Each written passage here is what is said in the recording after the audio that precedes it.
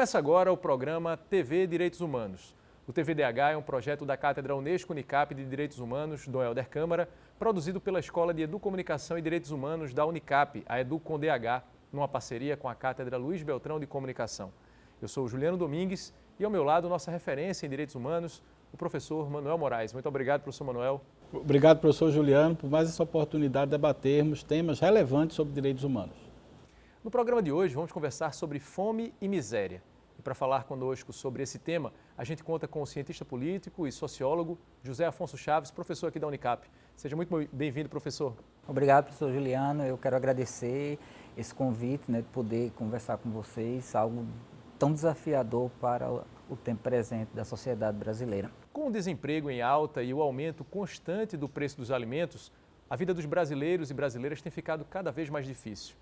A pandemia agravou ainda mais esse cenário. São quase 15 milhões de famílias registradas no CAD Único, o Cadastro Único do Governo Federal, famílias vivendo na extrema pobreza. São 40 milhões de brasileiras e brasileiros sobrevivendo com renda per capita de somente R$ 89 por mês.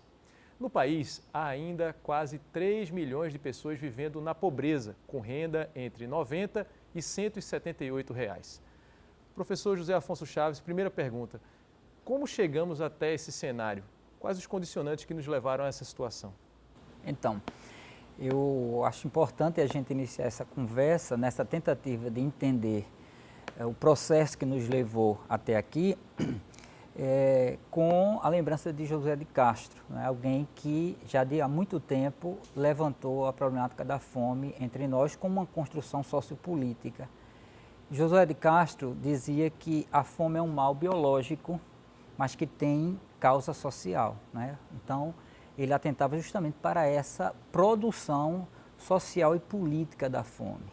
E é justamente isso, Quer dizer, não é uma escolha de ninguém passar fome, A gente precisa prestar atenção na agenda política que foi construída no país nos últimos tempos, É verdade que a fome sempre se fez presente em toda a nossa trajetória, A sociedade brasileira tem uma trajetória de desigualdade muito grande,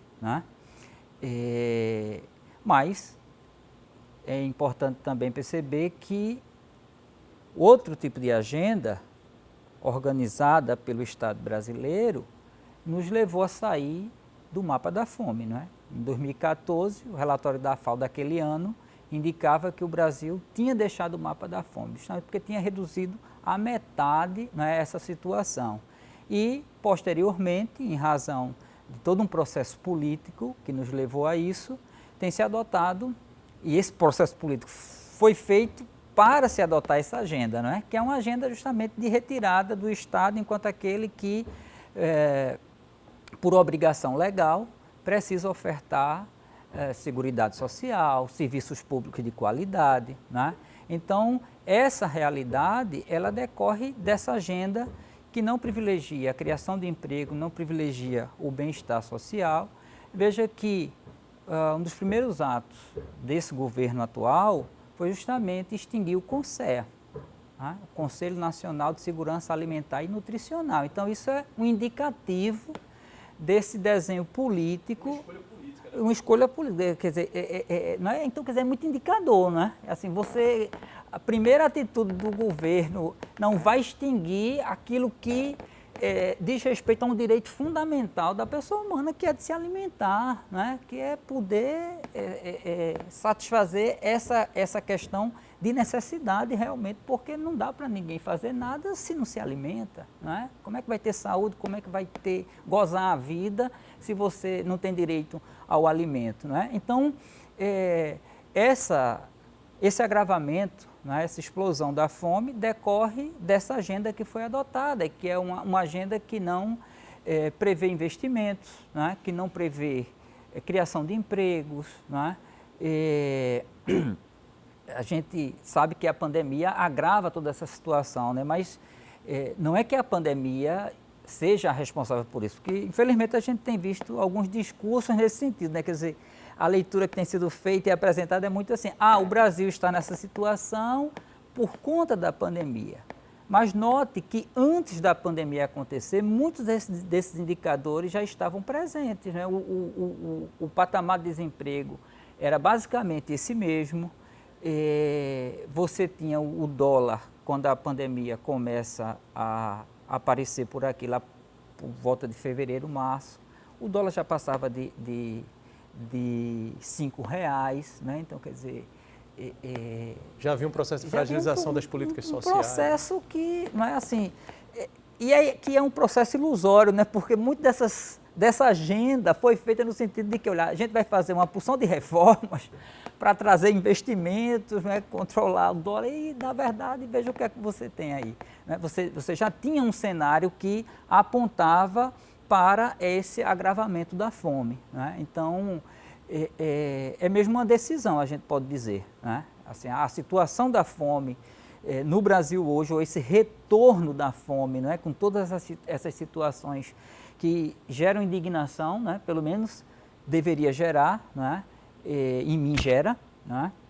De criança que vai para a escola e desmaia porque está passando fome, de gente que procura hospital e lá se constata que a razão é fome, não é outra coisa. Ou seja, está no contexto mais amplo, né, professor? Ao longo do programa, a nossa intenção é justamente tentar, né, lógico, nesse espaço de tempo curto que nós temos, mas tentar dar conta, em alguma medida, dessas diversas dimensões, né, inserindo nesse contexto mais amplo o fenômeno da fome e da miséria. E aí, começando agora com a primeira pergunta do professor Manuel Moraes, como pensar, né, fome e miséria nesse contexto mais amplo dos direitos humanos, professor Manuel? De que maneira essa temática se insere no contexto mais amplo da discussão sobre direitos humanos? Ela está inserida na Declaração Universal de Direitos Humanos, né? Do artigo 22 ao 30, nós temos os chamados direitos econômicos, sociais e culturais. Lembre-se que uma grande parte da agenda dos direitos humanos, ela foi construída internacionalmente a partir desses temas, do direito à alimentação, o direito à vida. Não é à toa que Josué de Castro, muito bem lembrado pelo professor Afonso, é fundador da FAO, uma organização internacional que trata dessa questão da fome. Para quem está nos assistindo, é preciso lembrar que as pesquisas de Josué de Castro, nos anos 50, né, ele como deputado federal, depois eleito pelas ligas camponesas, foi quem criou o ticket de alimentação, que era exatamente a ideia, a partir das pesquisas dele, de que o trabalhador alimentado conseguia desenvolver, né, seu trabalho de uma forma muito mais autônoma, com muito mais produtividade do que o trabalhador passando fome. Então ele fez pesquisas, ele provava que a alimentação era fundamental para o desempenho das atividades intelectuais, culturais, etc.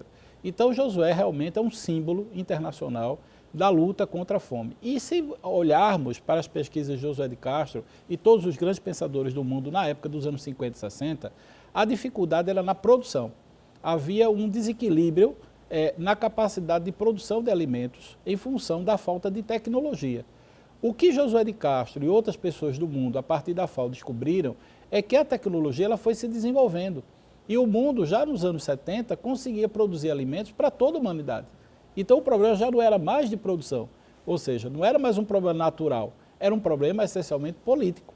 E quando a gente pensa no contexto do atual, o que ocorre no Brasil é uma radicalidade de uma política neoliberal, uma redução do Estado social, do Estado enquanto ação social e uma tentativa de não intervir no mercado. E o pior é o desfinanciamento da agricultura familiar, que é a agricultura familiar que garante, digamos assim, a produção dos alimentos mais básicos para a população. Então, com esse processo de desmonte das políticas públicas, você vai ter uma redução da produção, sem falar da crise ambiental, porque se você não tem água, se você tem desastres naturais, como a metade do Pantanal pegando fogo, na Amazônia em crise, quer dizer, tudo isso acumula um processo de esvaziamento da produção, mesmo que seja essa desfinanciada e, consequentemente, o aumento do custo dessa produção, né, básica, necessária para alimentos. Então, a situação do Brasil é muito grave, mas ela tem, por outro lado, uma situação de favorecimento do clientelismo, que isso é a face negativa, né, talvez é a face mais dantesca desse problema. É porque a fome vai garantir para muitos políticos, não é, a sua agenda eleitoral. Porque é muito mais caro você garantir um tipo de política com a população alimentada e com condições de renda e emprego. Então, fica mais caro a atuação política. Então, é mais barato você atuar em uma população famélica, uma população que precisa, não é, da sua atuação política, entendeu? Ou seja, a manutenção da fome como parte de uma estratégia de manutenção de poder seria... Exato. Você poderia pensar a partir dessa perspectiva, então? É isso que as entidades de direitos humanos que atuam no campo dessa área, né, dos direitos econômicos, sociais e culturais, denunciam no mundo inteiro. Perfeito, professor. No próximo bloco, a gente traz uma reportagem de Isadora Cavalcante sobre a situação do Brasil no mapa da fome. É daqui a pouco.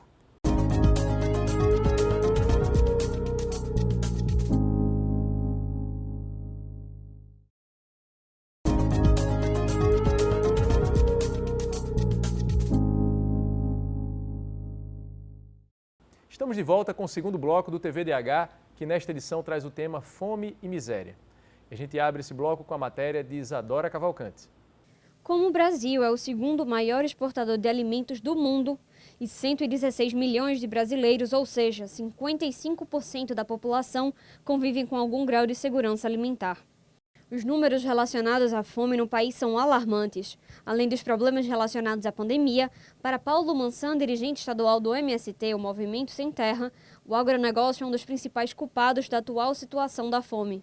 O agronegócio visa o lucro, não visa os seres humanos. Então, nesse momento de pandemia, quando o dólar dispara e etc., o agronegócio está se preocupando com commodities. E para ganhar commodities, ele tem que exportar a comida ou exportar o que eles produzem com todo o veneno que produzem para a China, para a Europa ou para os Estados Unidos.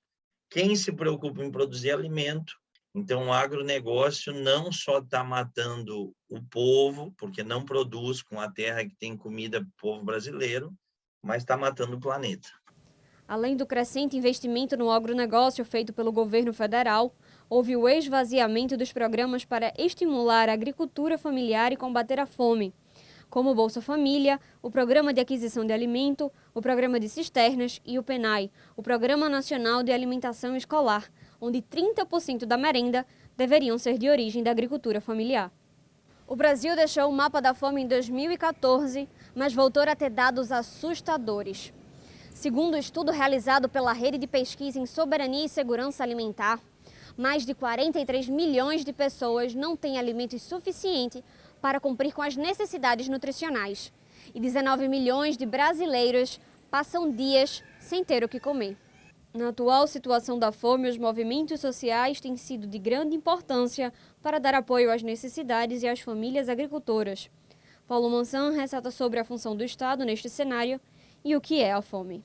A gente tem clareza que o que é função e dever do Estado. Por exemplo,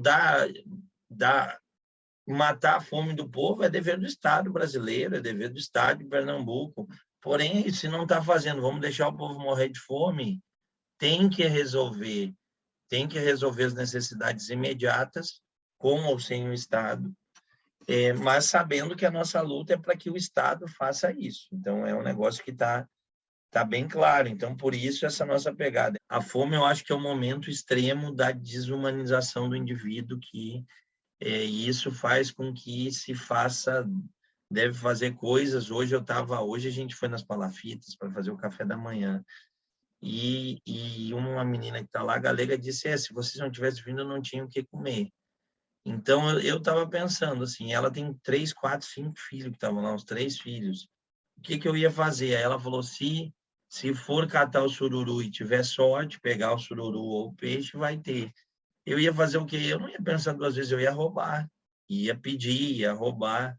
Então, a fome, eu acho que leva o indivíduo, é o auge da degradação da sociedade, é o auge, e é algo que a gente nem deveria ter, porque um mundo tão rico e tão desigual, e é um negócio muito inconcebível. Professor José Afonso Chaves, a gente lembra que, principalmente na década de 80, né, professor Manuel, se falava muito sobre fome, com foco na África, com campanhas internacionais. Esse tema ele permanece durante um bom tempo, aparentemente na agenda internacional ele sai um pouco de cena. Depois a gente percebe, pelo menos aqui no Brasil, no início dos anos 2000, como um tema que entra na agenda, né, mobiliza o debate naquelas eleições de 2002. Aí então a gente tem o presidente Lula, naquele momento, eleito pela primeira vez e coloca o tema da fome como sendo o mote do seu governo, né? A gente lembra aqui a questão do Fome Zero, né, como sendo o carro-chefe e que depois se desdobra em outros programas, como, por exemplo, o Bolsa Família. A minha pergunta diz respeito a algo que o professor Zé Afonso já falou no primeiro bloco, que me parece fundamental, que é a questão da agenda, porque a gente sabe que a agenda acaba por definir políticas públicas, né? A agenda é um dos primeiros passos, né, que é pautar o debate público a partir da agenda. Quando a gente pensa em agenda e mapa da fome, é possível interpretar que, de certa forma, a fome ela perde espaço nessa agenda, tanto internacional quanto nacional, nos últimos anos, professor Zé Afonso? Então, eu acredito que esse aparente desaparecimento é decorrente de uma percepção global dessa questão da fome, e isso fez com que houvesse grande articulação em nível internacional e algumas políticas, né, se estruturaram melhor, né? Mas, ao mesmo tempo, o que é que a gente assiste? Com o passar do tempo, uma deteriorização da condição social em função do aprofundamento dessa agenda neoliberal, né? Dessa retirada do Estado como esse agente importante, fundamental na formulação de políticas. Então, a fome volta também em razão disso, né? Desse desmantelamento, e que passa a acontecer de maneira muito nítida com a crise de 2008. Né? Então, de lá para cá, eu penso que a dinâmica capitalista ainda não se rearranjou, né? Não se rearranjou em termos de formulação de políticas mais eficazes e também em termos de uma política mais ampla, né? E isso tem gerado, inclusive, um endosso do antipolítico, né? Como saída. E esse endosso pela antipolítica, ele é desesperador porque ele não vai na direção de assegurar direitos, né? Então, fica na vontade de quem ocupa o espaço, de uma perspectiva milagrosa, né? Só você ver agora essa iniciativa irresponsável do Ministério da Cidadania, que está propondo doação, né? Ao invés de fazer política, está propondo doação. Quem pode, ajuda quem não pode. Quer dizer, vejam que nem as religiões hoje mais atuam nessa perspectiva da caridade, né? Porque isso é encarado como questão de justiça social, né? E o governo brasileiro está destoando dessa agenda mundial que, pelo menos, se observa em alguns países, né? É só você observar que as democracias mais consolidadas ao redor do mundo, no período da pandemia, assistiram sua população, né? Aqui também houve, evidentemente, né? Com muita briga, com muita insistência, mas veja, por exemplo, toda essa guinada que parece que os Estados Unidos vem realizando com todos esses investimentos da parte do Estado. Ora, o que é isso? É para ganho do capital, mas também se inclui aí uma agenda social, né? Então, eu penso que a fome esteve escondida nesse tempo por alguma melhora, né, em termos de uma articulação que gerou políticas. Mas isso se desfez com essa grande crise do capital em 2008 e até agora a gente não consegue efetivamente sair disso. Aí volta com mais força. Quando a gente pensa, professor Manuel, a respeito disso que o professor Zé Afonso traz, né, da presença do Estado e da ausência do Estado, em que medida a gente pode inserir não somente o aspecto da agenda, né, de ocupar espaço na agenda, mas também de políticas públicas efetivas, né, de combate à fome e à miséria, dentro desse debate, né, interminável sobre maior ou menor presença do Estado na vida das pessoas. Seria reflexo dos fluxos e contrafluxos, né, de um neoliberalismo e de resistências ao neoliberalismo, ou seja, é reflexo de uma ausência de Estado? Na verdade, o Estado ele tem sido moldado pelas elites, não é? Ou seja, as forças sociais que controlam o financiamento do Estado têm redirecionado os recursos públicos para o pagamento da dívida.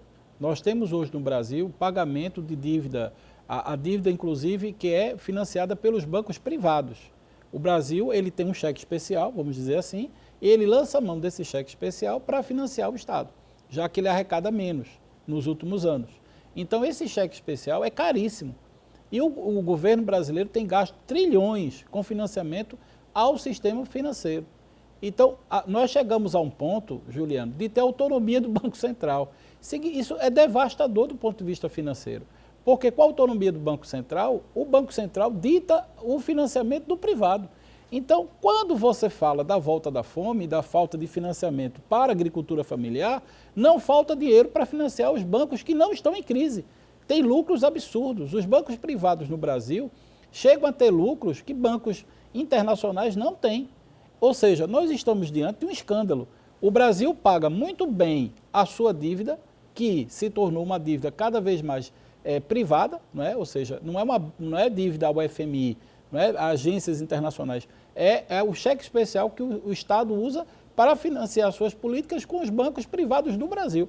Então, a lógica rentista que tem dominado a política do Estado brasileiro produz uma concentração de renda absurda. Então, nós temos hoje a classe, né, quem gera recursos a partir da lógica financista, tem mais lucros do que a população que planta ou que rende ou que gera emprego e renda. Então, a consequência disso é um desastre do ponto de vista populacional. Então, é por isso que a fome voltou. A fome voltou porque o dinheiro está indo para outro lugar, está indo para financiar a elite política e econômica do país.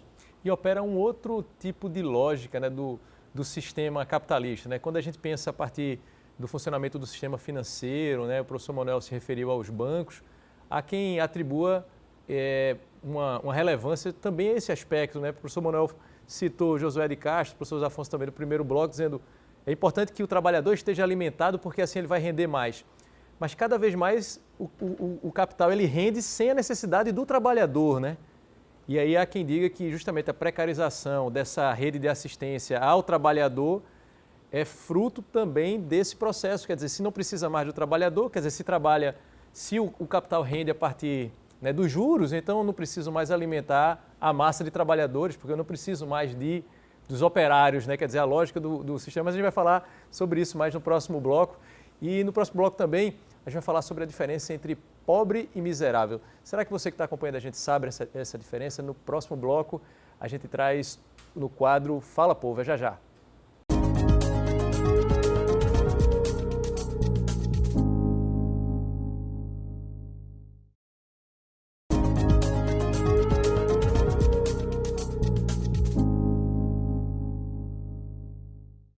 Estamos de volta com o terceiro bloco do TVDH de hoje, que trata sobre fome e miséria no Brasil. E a gente traz agora o quadro Fala Povo, com a repórter Marília Mello.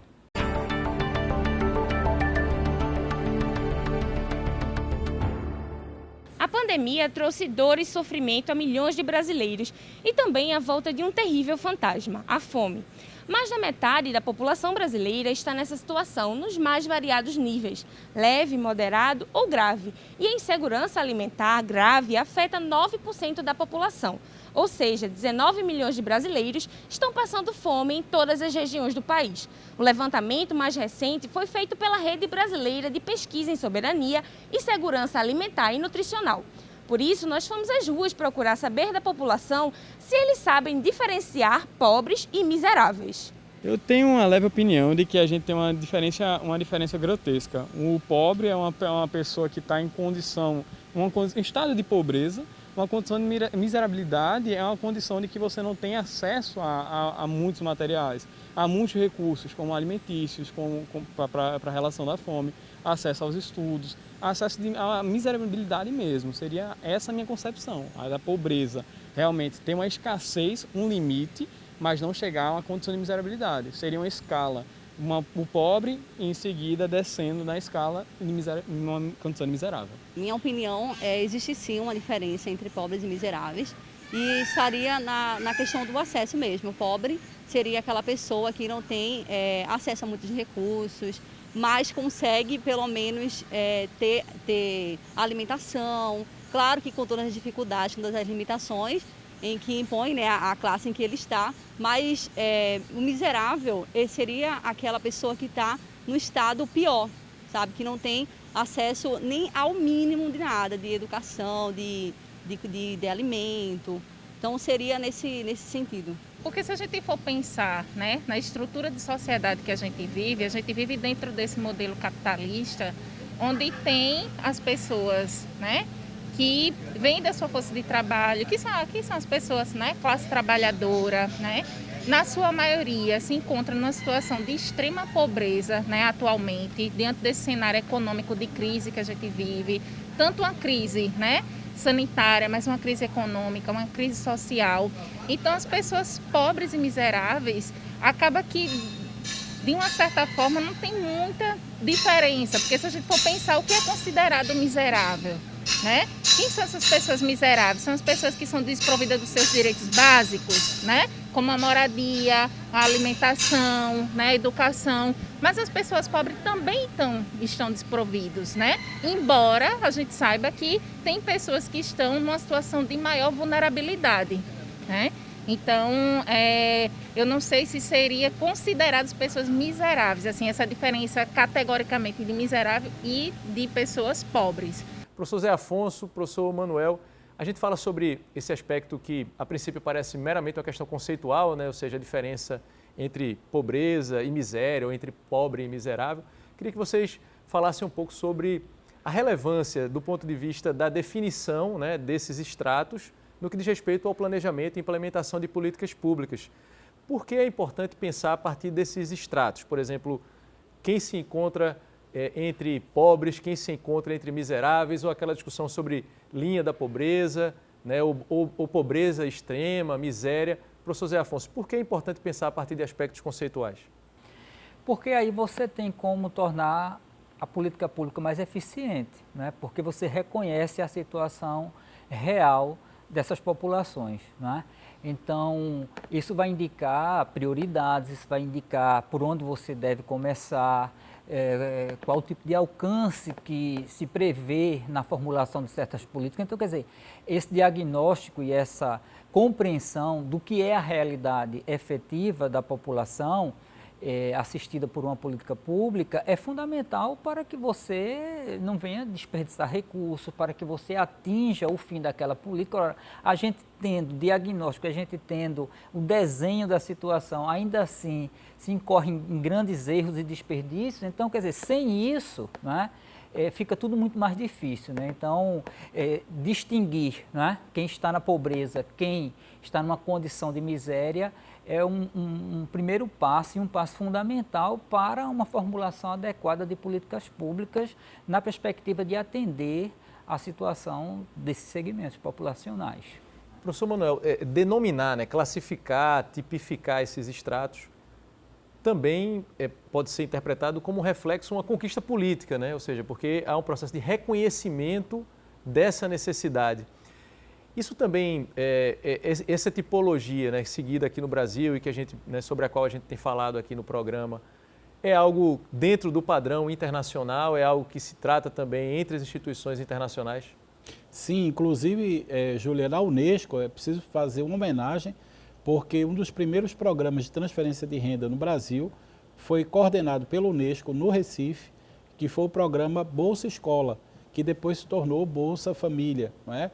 E nós começamos com a Unesco um trabalho pioneiro no COC, ainda na prefeitura de Roberto Magalhães, com 600 famílias, e depois as prefeituras sucessivas de João Paulo ampliou esse universo para 50 mil famílias aqui no Recife. Eu coordenei o programa Bolsa Escola, ainda na época da primeira gestão de João Paulo, e foi um programa que ganhou escala na cidade, né? Agora associado a políticas públicas. Então você tinha transferência de renda, mas a criança matriculada na escola, os pais inseridos em programas culturais, né? Havia todo um processo de tentativa de integrar o programa Bolsa Escola, na época, aos chamados direitos humanos, econômicos, sociais e culturais. Esse programa foi pioneiro, a Unesco reconheceu a nível internacional por conta exatamente dos parâmetros internacionais que ele ganhou, e a ponto do governo Lula transformá-lo, né, no programa Bolsa Família, integrando inclusive a ideia de financiamento à família, né? Isso é muito importante, o que Afonso dizia. A política pública ela vai se aprimorando, né? Não só você vai criando categorias para garantir acesso e renda, transferência de renda, mas também você vai complementando essa transferência de renda para que ela seja sustentável. Você não pode criar um mecanismo apenas de transferência de renda. Veja, na própria pandemia foi transferido milhões de reais. Mas qual o resultado disso? Esse é um questionamento que a gente precisa fazer. A qualidade do gasto. E o acompanhamento, né, professor Manuel, professor Afonso. No próximo bloco tem o quadro Educar para os Direitos Humanos. É quando o nosso convidado responde a uma pergunta feita por você, que acompanha o nosso programa. É daqui a pouco, a gente volta já.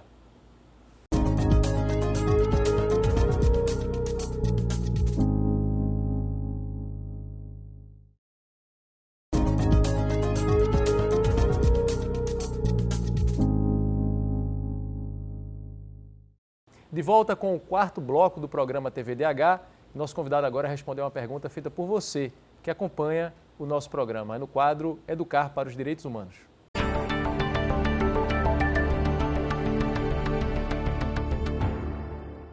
Dom Helder Câmara já dizia que a fome dos outros condena a civilização dos que não têm fome. Hoje, com o país registrando a quarta maior taxa de desemprego no mundo, segundo um levantamento da consultoria Alstom Rating, e com o preço dos alimentos em alta, essa triste realidade volta a atormentar muitos lares brasileiros. E o estudante de jornalismo Carlos Eduardo tem uma pergunta para o debate de hoje. Com o aumento constante no preço dos alimentos, você acha que o Brasil pode acabar entrando numa grave crise de fome que pode até atingir tanto diretamente como indiretamente as classes média e também as classes média baixa? A gente agradece a pergunta feita pelo Carlos Eduardo. Já passo imediatamente para o professor Zé Afonso. O que dizer, professor, a respeito dessa pergunta do nosso telespectador Carlos Eduardo? Bom, que a fome, no cenário posto, deve se agravar, a gente não tem dúvida. Até mesmo passando esse auxílio Brasil de R$ 400, né, como limite máximo, mas com uma inflação que não parece, no curto prazo, ser controlada. A fome vai continuar. Agora, não penso que ela vai atingir os estratos mais altos da sociedade, porque, historicamente, a gente sabe que esses segmentos conseguem, né? Primeiro que os ricos não serão atingidos, né? Não serão atingidos, até mesmo porque é importante relacionar uma coisa com a outra. Enquanto você tem crescimento de fome e miséria, você teve no ano passado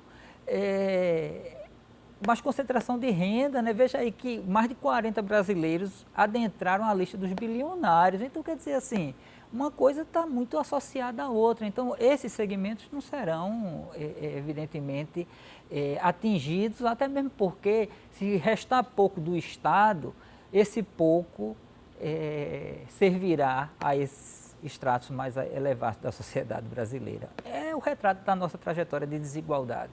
Professor Manuel, concorda com o professor Zé Afonso? O professor Afonso tem toda a razão, até porque é um pesquisador no tema e conhece profundamente isso. Eu só quero acrescentar o processo de uberização. Veja que esse desmonte passa também pela questão das relações de trabalho. Então você aumenta a precarização, você aumenta a dependência, você aumenta o looping. E aumentando o looping, você diminui o custo do salário, que no fundo é o que gera a concentração de renda. Agora, quando a gente pensa numa possibilidade de se combater esse cenário, ou pelo menos amenizar o cenário de fome e miséria no Brasil, como pensar essa articulação entre governo federal, governos estaduais e prefeituras? Qual é o papel de cada um? Quem, né, o eleitor, a eleitora, deve responsabilizar, digamos assim, né, diante de um cenário como esse que a gente tem vivenciado, professor Zé Afonso? Bem, todas essas instâncias têm responsabilidade a respeito da formulação de políticas públicas, do acompanhamento, implementação. Agora, a gente vinha de um processo muito interessante, que era de articulação nacional de todas essas representações, esses segmentos envolvidos naquelas políticas específicas.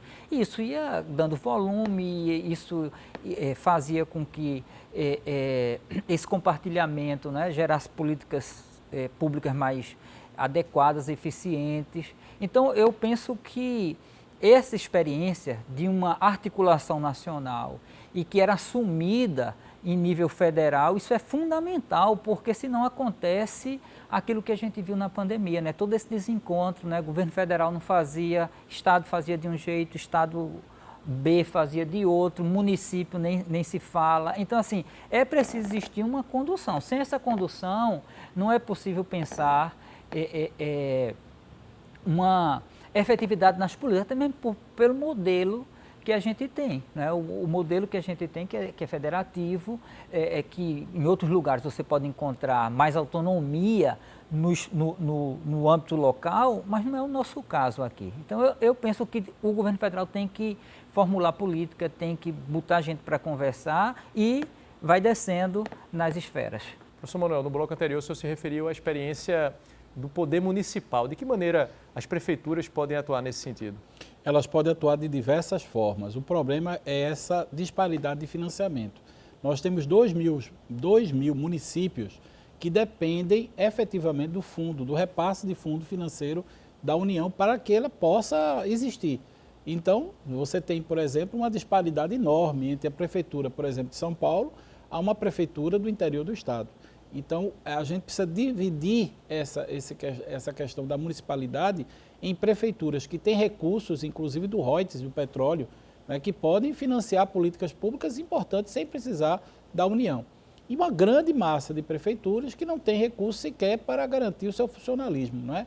Então, de fato, nós temos uma situação que é preciso o papel dos estados, não é? Dos estados que congregam políticas e financiamentos estaduais e da União. Infelizmente, o modelo constitucional concentrou recursos na União. Se não tiver a União, dificilmente você avança no Brasil profundo, né? O Brasil, essas grandes capitais, não é? Ou seja, a faixa litorânea com as grandes capitais, nós temos 15 municípios do Brasil que concentram em torno de 20% da população brasileira. Então, esses 15 municípios, né, ou regiões metropolitanas, têm condições de desenvolver políticas mais ousadas do que tem desenvolvido hoje. Mas a grande massa dos municípios dependem efetivamente de políticas a partir da condução, da indução do governo federal. No próximo bloco a gente vai falar um pouco mais sobre isso, sobre essa questão da articulação, da fiscalização e do controle, né, professor Manuel e professor Zé Afonso. E o quinto e último bloco, professor Zé Afonso, a gente fala também sobre expectativas, né, horizontes, o que pensar daqui para frente. Daqui a pouco a gente volta com o quinto e último bloco, daqui a pouco.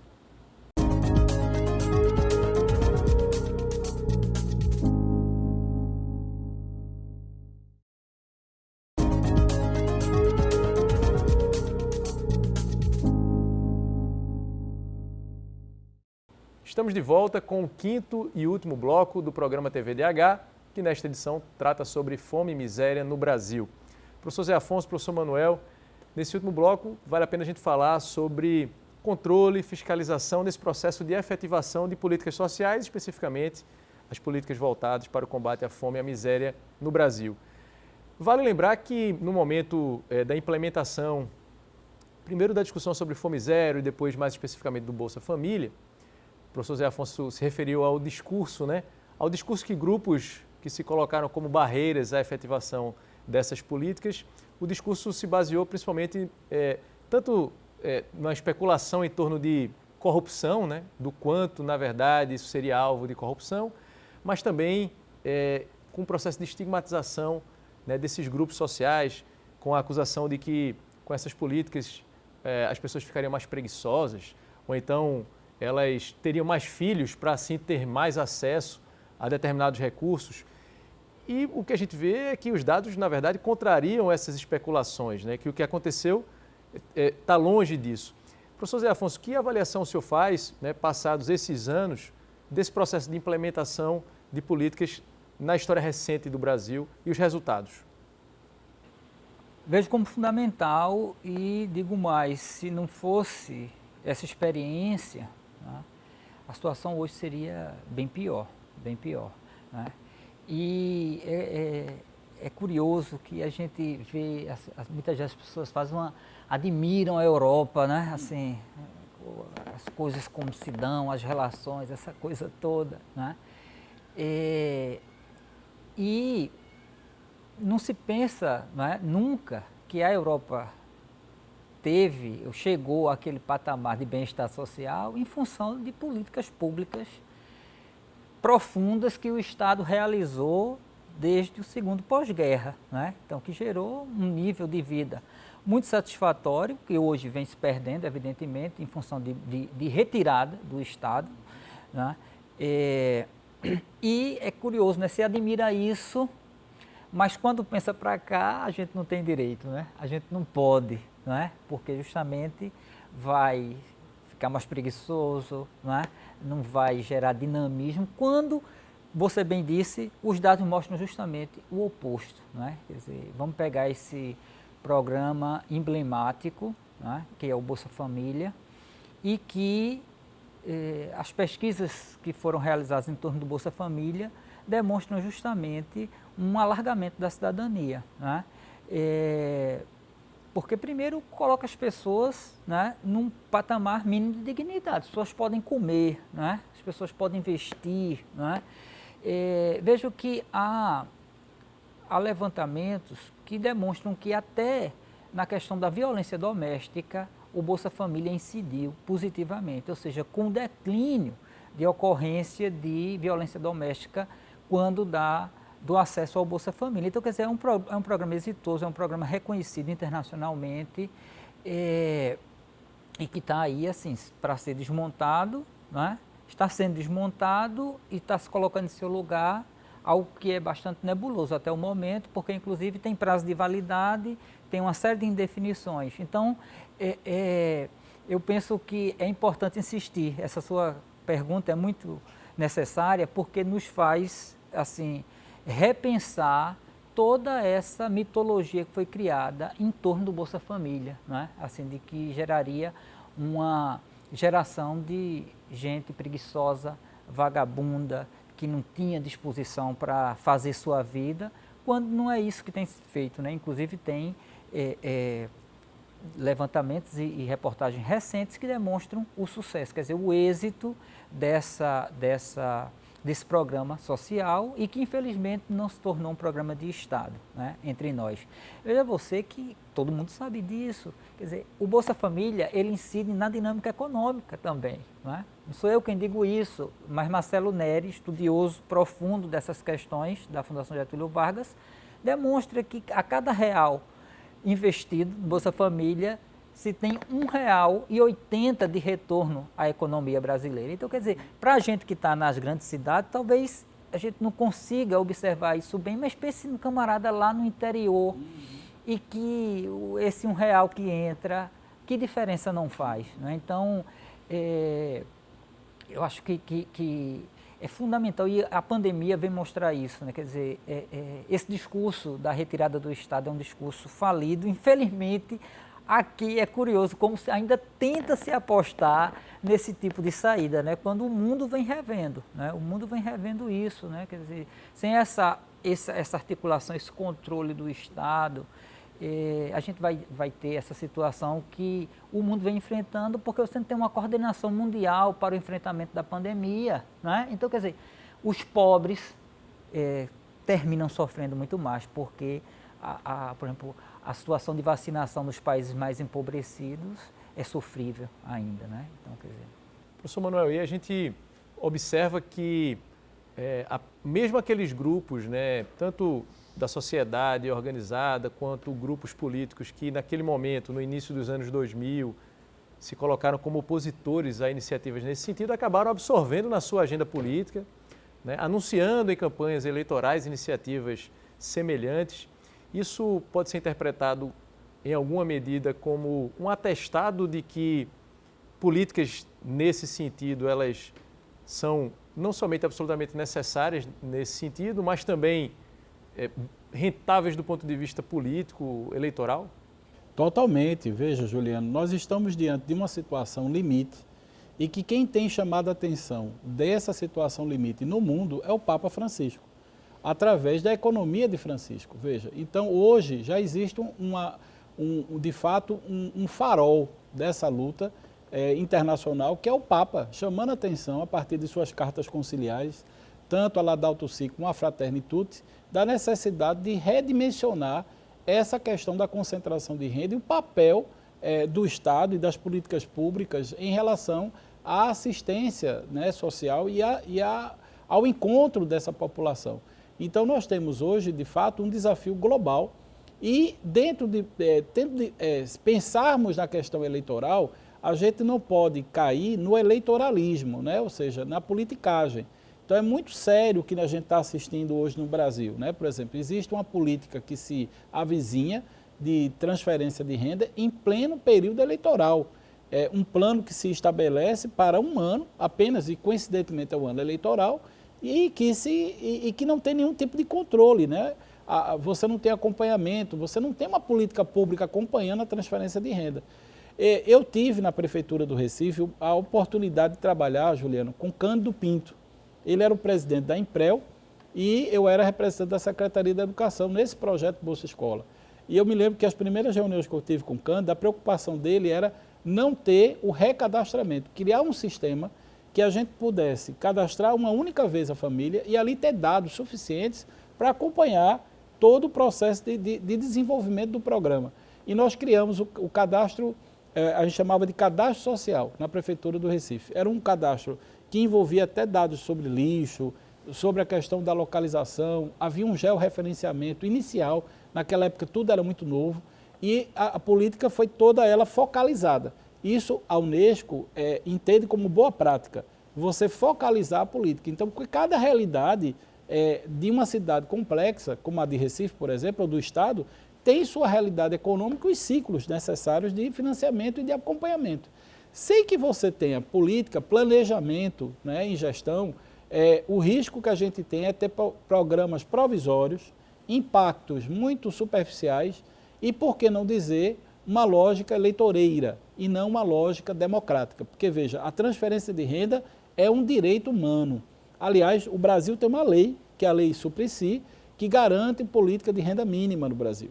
Então, a política de renda mínima não é mais um problema, não é, de falta de legislação. Inclusive, nós temos legislações estaduais que garantem a criação de conselhos municipais de assistência e de garantia do direito à alimentação. Mas, pasme, grande parte dos municípios não tem esse conselho efetivamente funcionando.